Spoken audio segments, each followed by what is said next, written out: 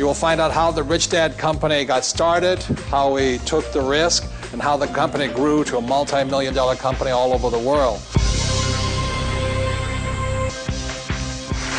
Thank you, thank you, thank you, thank you. And welcome to Rich Dad TV, the program that explains why the rich are getting richer. And in this program, very exciting, you will find out how the Rich Dad Company got started, how we took the risk, and how the company grew to a multi-million-dollar company all over the world. And today we have some very special guests. We have my partner, Sharon Lecter, Mike Lecter, my attorney, and also my other partner in real estate, Ken McElroy. But before I go any further, I would like to introduce the most important partner in my life. That's my partner, Kim Kiyosaki. Big hand for her.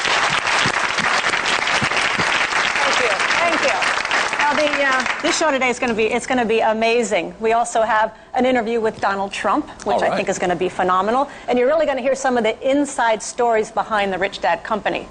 But before we get started, we want to go to Richard, who's in the street talking to a few people. So, Richard, take it away.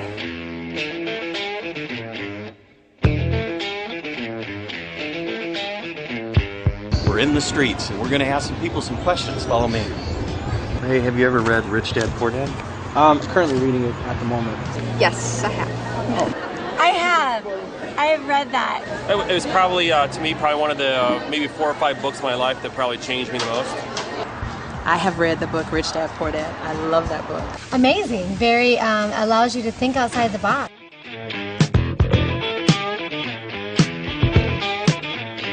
How this whole Rich Dad phenomenon started was like 1994. I had retired at the age of 47, and I began to wonder, how I retired, because I didn't have a job, I didn't have a 401k, I didn't have mutual funds, I didn't diversify, and I definitely did not live below my means. So with that, in 1994, I was 47, which means if you're 65 years old when you retire, I still had 20 more years to go. And I found out very early on that retirement is boring. It was the most boring thing I'd ever done. I sat there with nothing to do, play with my cat all day, and that was about it. And so I figured I'd better do something. So I went and bought some ranch land down in southern Arizona near a little town called Bisbee, Arizona. And then 50 acres, I had a house on it and all this, and I would sit there and work on my house, and in the mornings I'd wake up and I'd see, Bambi going through the trees near the river, and then I'd see a mountain lion chasing Bambi, and I said, this is a wonderful place. And the interesting thing about that spot is that I had a telephone, but I had no television, I had no radio, so I had nothing else to do. So instead of just watch TV and waste my time, I sat there with my little Mac computer and I started writing about, how did I get here? How did I retire earlier than everybody else? No mutual funds, no job, not living below my means. And so I was striking the keyboard one night and suddenly it just popped up. It said, I had a rich dad and I had a poor dad. So Rich Dad, Poor Dad's a true story about my 2 dads. My real dad was a great man, head of education for the state of Hawaii, PhD, and just a great guy. But he always said the same thing to me about money. Go to school, get good grades, and get a safe, secure what? Job. And, I said, I don't want to do that. But anyway. And my rich dad was my best friend's father, and starting at the age of 9, he began to teach me. And my rich dad said, if you get a job, your chances of becoming rich are slim to none. So somewhere along the process, I had to decide which dad to listen to, my rich dad or my poor dad. So I listened to my rich dad, and that's why I could retire. And with that, the lesson, the first thing I had to design then was this board game, because I learned a lot about money playing Monopoly with my rich dad. So I came out of the mountains and I showed this to my wife, and I said, this is our next project.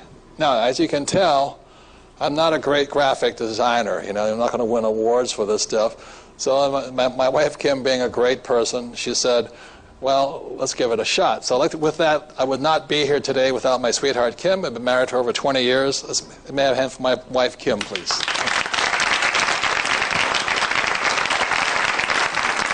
Thank you. So remember, this is around 1994, 1995, and my new business is starting, and I come home, and she's managing her real estate empire in Scottsdale. Which I love. And then we decided to take a trip to New York City, since we had so much time on our hands. And it was in December of '95. We were at the Dean and DeLuca coffee shop. And for anybody who's ever watched the Today Show, when they go outside, there's a sign that says Dean and DeLuca. That's the coffee shop where we were sitting, trying to figure out, do we build a business? Don't we build business? What do we do? And it was there that we said, we're going to build this game. We're going to build our next business together. And why we were afraid of, number one, would it fail? What if we didn't make it? And we had to raise about $150,000 to get it started. So it was go, no go, you know, what if we fail? What if we make mistakes? What if people laugh at us? And even the process of building it and creating it was pretty time-consuming and very draining at times. And there would be times where our brains would just be fried, and Robert would turn to me and he goes, I think it's a 2-pitcher night. And we go down to our local pizza shop, get a pitcher of beer, talk a little bit about it, and then go to bed and wake up the next morning and start all over again. And then it was time to figure out, you know, now we've got the game created. Are we going to put the $150,000 and manufacture it or not? So we had time on our hand. So we went to Hawaii to discuss it further. So she was brave. I was the real chicken one going, you know, because I've had several companies not make it and fail. Well, we had a lot of people. They said, you know, oh, it's too complicated. It'll never sell. And we had all this feedback coming in. Yeah. So we made an agreement. We said, by the time we come back from Hawaii, we're going to decide whether we're going to go forward or not. Yeah. So every morning, we went forward with it, and this is the finished product. So if you can hold this up, and you can hold this up, you can see how an idea starts to grow into a multi-$100 million, maybe $1 billion business pretty soon. But that's how it started. And we went through the same doubts and fears that most people go through about money and failure and things like that. Once we even manufacture it, then it's like, well, how do we sell it? You know, that's a whole other set of problems. Yeah. So with that, from which we're going to go into is how to turn your ideas into millions of dollars, because most of us have $1 million ideas. We just don't know how to turn it into money. And the first person I had to go see is my attorney. This is Michael Lecter. He's one of the top trademark patent attorneys in the U.S. Big hands.